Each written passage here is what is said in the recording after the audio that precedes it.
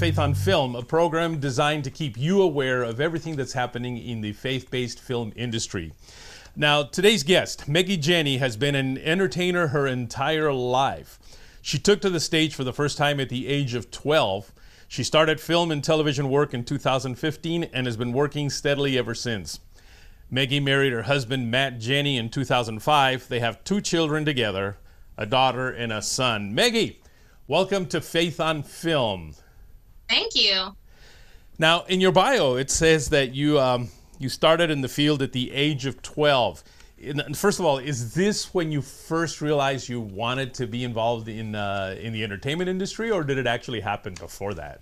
No. I think I was always the kid who made up the weird stories and made up games and, kept me and my sisters really entertained. So I always liked doing that kind of things, but I didn't really have an outlet for it until I was 12. So, you got to remember when you're a little kid, you think your normal is normal. You don't realize anything outside of your world. Right. So at 12, I went to my very first play, and that's when I was just like, yep, I got to do this. And so I auditioned for their next show and got a role, and that's kind of just where everything started going. Was this like in school or in church? What was the role about?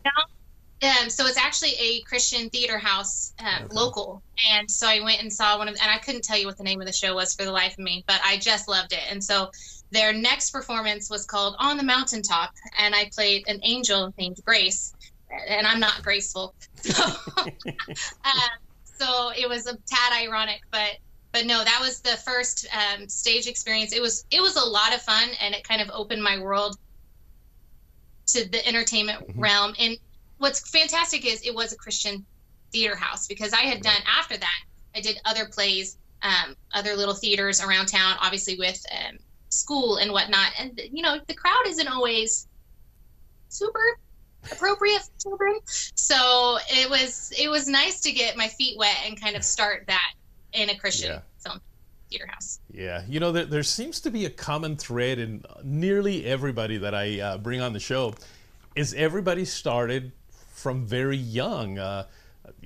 Myself, I was performing in school when I was in, I'm going to say 5th grade. And a lot of the people that I interview, the same thing. They all started when they were very young. Now, at what point did it turn from, I don't want to call it amateur, but in essence it is, because you're not doing it for money. You're doing it because you love it. But at what point did it become a professional career for you? So actually, I had a pretty good little break in there. When I graduated from high school, I knew that I wasn't moving to LA or New York or anything like that.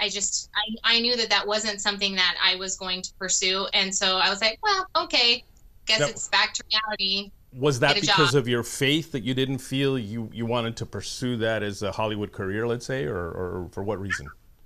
I knew I've always been a little bit more, for people who know me might think I've been a little bit more grown up than most my age when I was younger. So I was like, listen, I got bills to pay, I gotta make sure that I'm being responsible here. And to me, that just wasn't the responsible move at that time. I couldn't go and afford to relocate, and I'm sure wasn't going to be homeless living in my car. You know what I mean? Like, there's just some things I was like, no, this just isn't practical.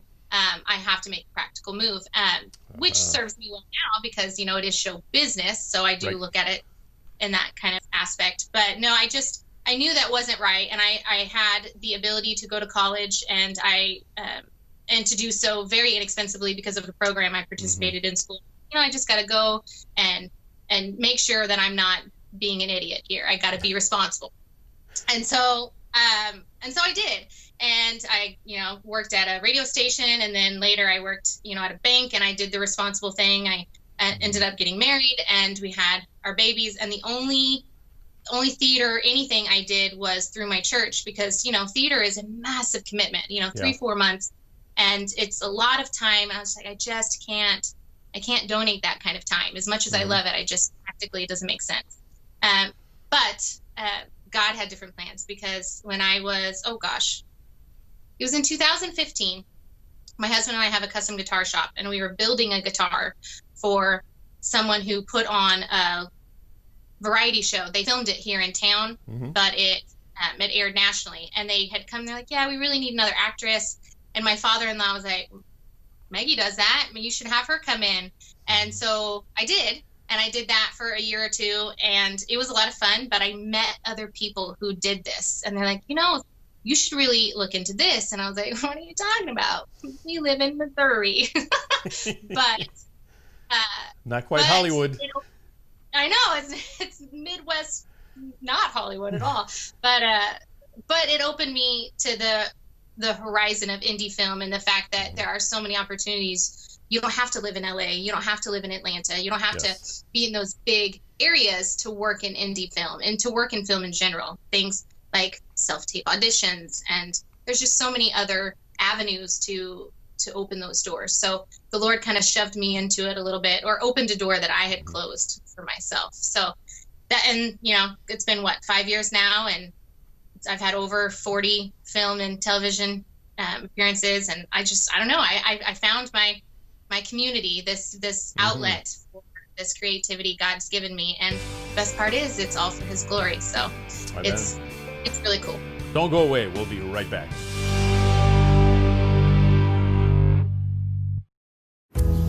Got a postcard from the grandkids. They went to the Ark. Yeah. What does it say? Well, Annie says they had a blast and that it's really, really big. Everything looks big to a 6-year-old. Well, Hudson says it's even bigger than the castle. Can't be that big. Can it?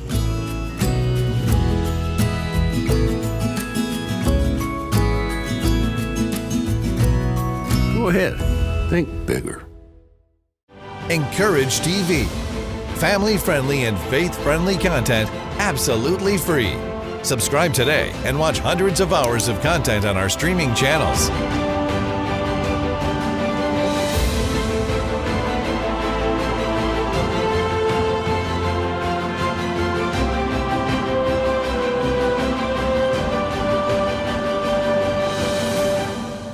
Visit encouragetv.com today.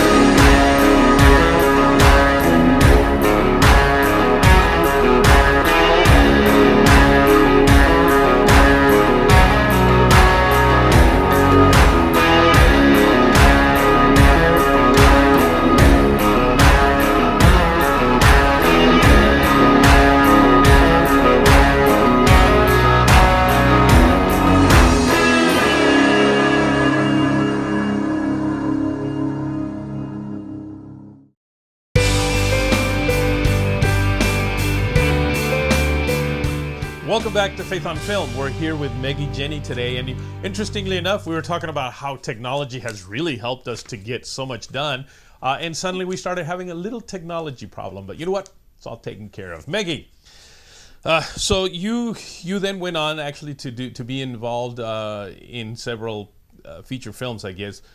What are some of these films that you were part of? Recently, I was a part of A Song of the Tree Frogs, which is a book that is now a feature film.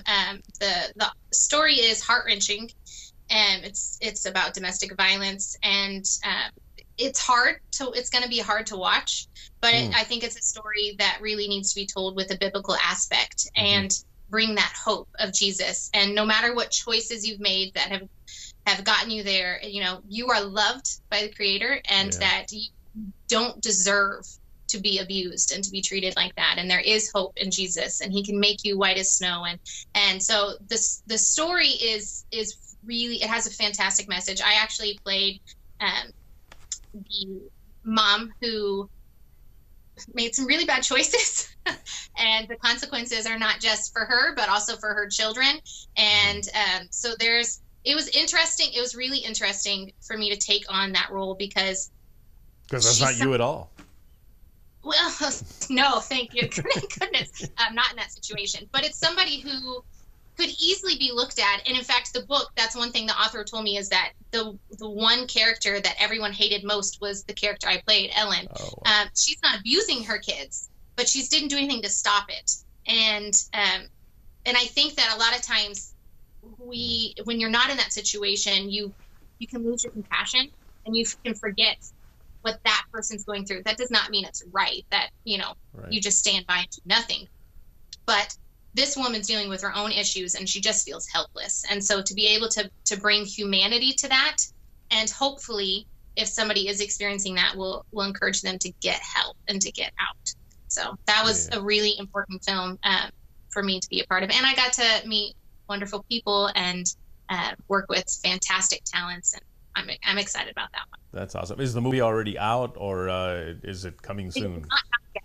So far, it's due out this year, but I have no dates. Now, The first public screening was supposed to be at the International Christian Film Festival, which is postponed right now. So we shall see. Yeah. Now, if people though want to just follow the film and know when it's coming out and know more about it, where would they go?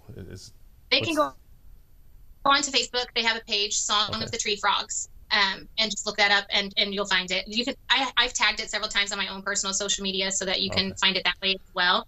But yeah, it's a really good story, and there's a lot of hope that I think that it's sharing, which I think is really important. Excellent. Now you have been nominated for an award, the Actress of the Year award at ICFF. Yeah. I still don't feel like that's real. This is the thing with that award that's so weird to me, is like it's a nominated award, like People's Choice. Somebody wrote my name in. It was a fill in the box. And I was like, guys, why me? Like, I've seen the list of the people on this. Like, they're awesome. Did someone miscount? I don't understand. Oh, no. Come on. It's pretty humbling and overwhelming and doesn't make sense. And, like, I hope, this is a weird thing to say, but I almost hope I don't win it because I'm going to be bad. I'm like, I've seen some of these people. Somebody should demand a recount or something. That is not how this is supposed to be. No. But I understand. Now, yeah. It's so weird, and it's really cool because, like, some really amazing people are among that list. Mm-hmm. Like BJ Arnett, I just adore her. She is one of the most genuine and kind people I've ever met. And I don't know. It's weird. Well, it's just so weird.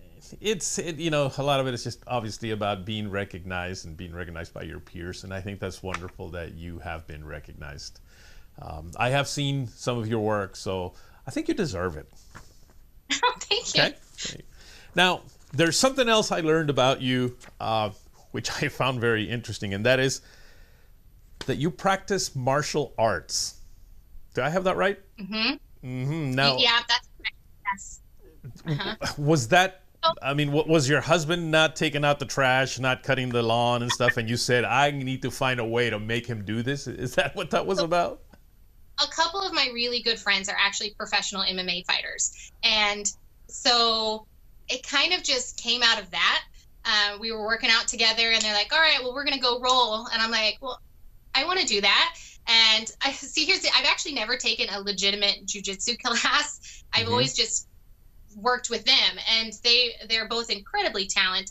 I say both. I've worked with several, but these two are the TJ Britton and Autumn Cameron. They are professional MMA fighters, and they are phenomenal, and they have yet to hurt me. So that's a win. But yeah, it's funny because a friend of mine, when we met on set for the very first time, he's like, yeah, I'm taking jujitsu. And I was like, oh, really? Me too. Like, what's your favorite joke? And he's like, huh? Like, I was like, oh, I really like the cross choke. It's really easy. And I was like, I can teach it to you. And apparently he didn't know to tap out. And he almost went night-night. So apparently got to set those rules up fast. Like, hey, remember, guys, if you're getting sleepy, just give a little tap. So that would have been bad. Well, I'll tell you what.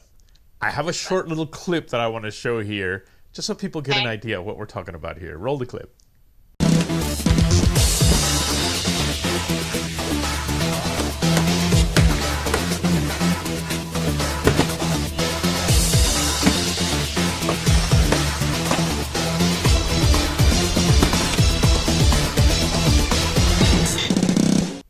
Okay, so now I'm really scared of you.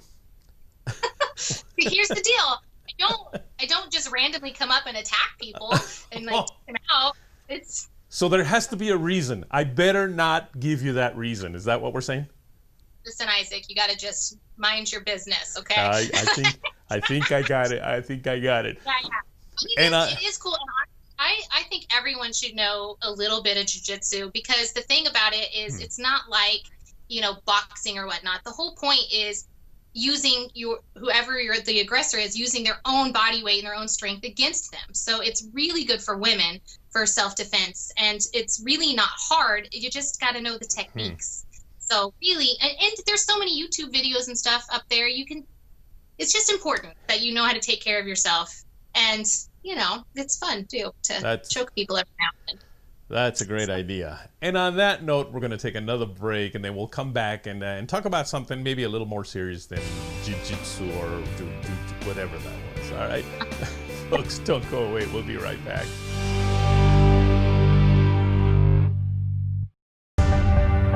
Just one life, a perfect day. And your heart starts beating hard. I'm gonna keep on dreaming. I wanna feel that love. I wanna get that feeling. I wanna get that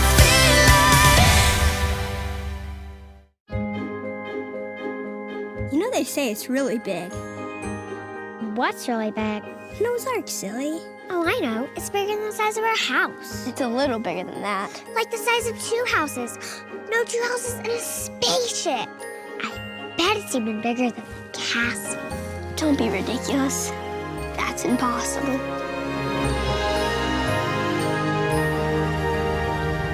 This summer, think bigger. Meet Will. Will wants to make a movie based in Bible times.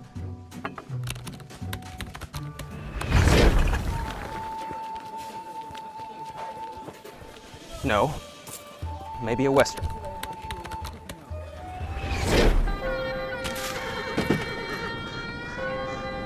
Well, maybe an apocalyptic movie.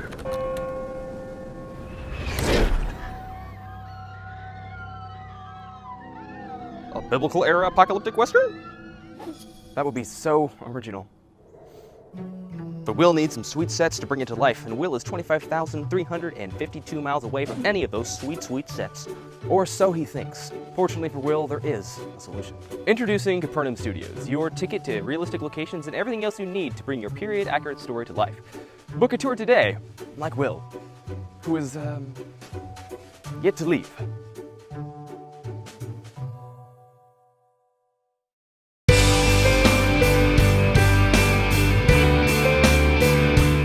Welcome back to Faith on Film. We're here with Meggie Jenny today, who, by the way, if you cross her, she knows jiu-jitsu. So you want to be nice to her whenever you see her, all right?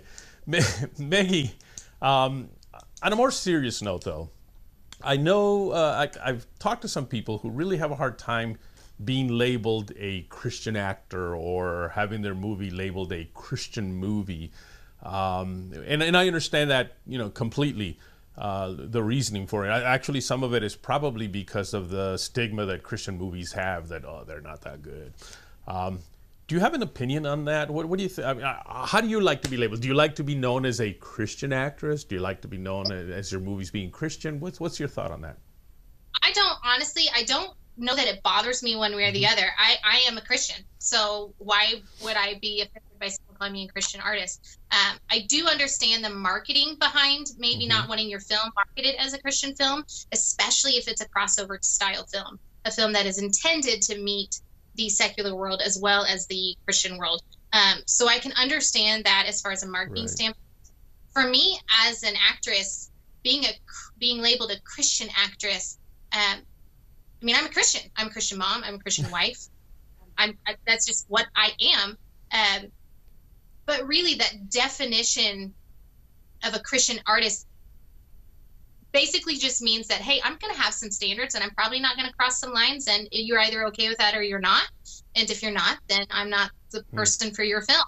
And honestly, to me, that just more of sets the tone.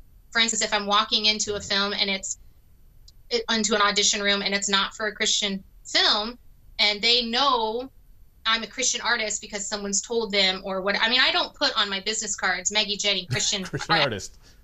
I don't do that. But if they know that walking in, then they already in their head probably have an idea that I'm not going to be willing to do some scandalous stuff on film. And honestly, that's to my benefit, because then it doesn't have, when I have that conversation of, okay, I love the script, but this scene in particular is not something I'm comfortable with. Are you willing to work with me on it?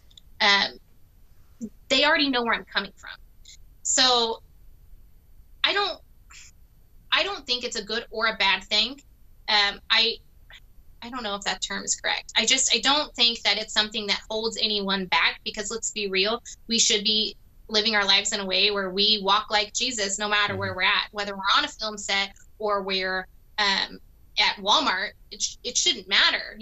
We should have kingdom mindset and be looking for those opportunities. When I'm on a film, I've been on several film sets, commercials, and different projects that aren't Christian, but I am still a Christian there. So and lots of people walking around may not know, oh, that chick's a Christian actress and she does all these Christian movies. But that's fine.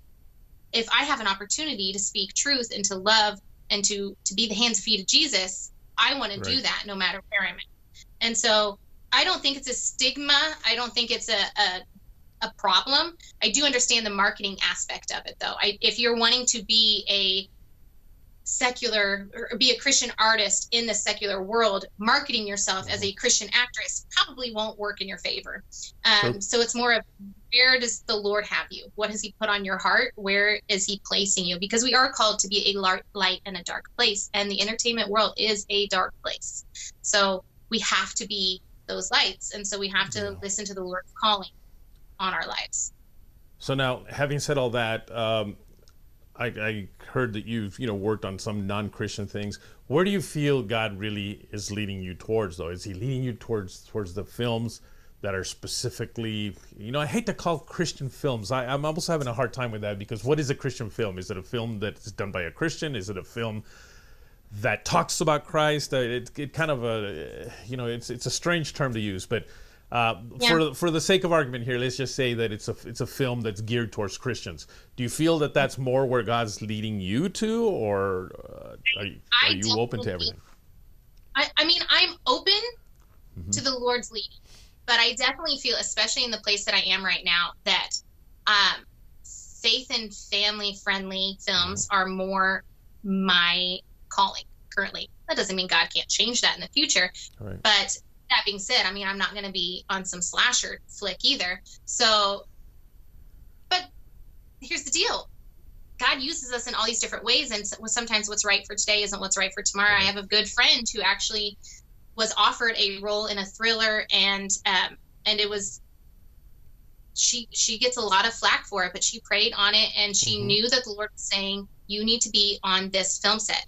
And we are called to be lights in those dark places. And sometimes the movie we're doing are dark, but we are on that film set with.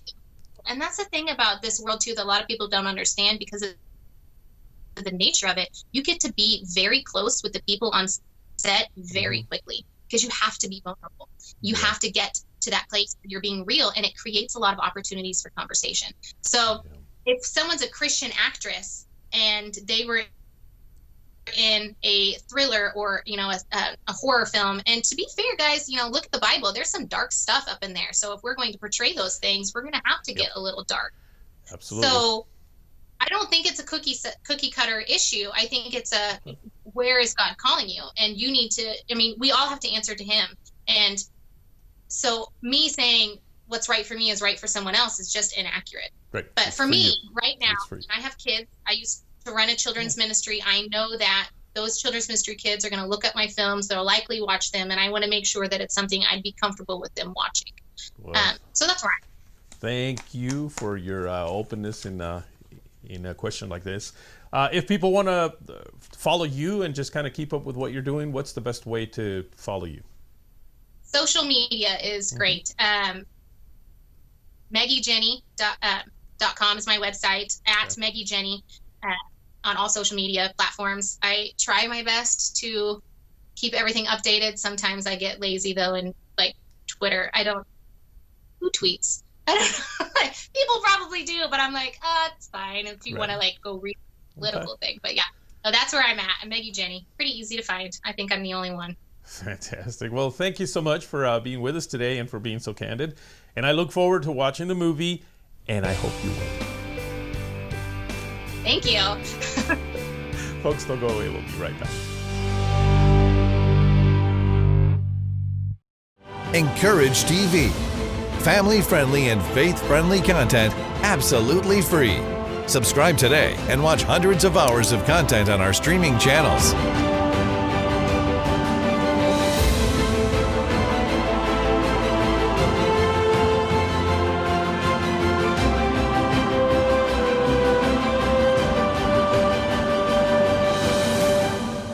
Visit encouragetv.com today. Where, madam, do you get your facts? Tis in your journal, sir. Tis all in your journal. Some would have you to believe today that all of this is the work of chance and not that of divine providence. Good morning, Major Washington. His Lordship said that you are to insist that the governor send you with a letter addressing Mr. Christopher Gist. They butchered him in front of his wife and children so that no provincial nor Indian not loyal to the French would dare venture to go where you and the governor would have us go. Many in the House believe your trip to the French Commandant to be theatrics, to induce public sentiment both here and abroad for war. How, George, do you respond to this indictment? As some would say, to be unreasonable reasoning in the age of reason, sir. Be aware the consequence if the boy dies in the wilderness. He led us into Ottawa territory. That Indian will find his brothers, and they will hunt us down. You eat, and you think like a boy. What is your name, madam? To you, my dear boy, I am simply Sally. Say your goodbyes, Major. Today, Mr. Gist, we are not only emissaries of the crown, but ambassadors of the divine. We shall cross, and without delay.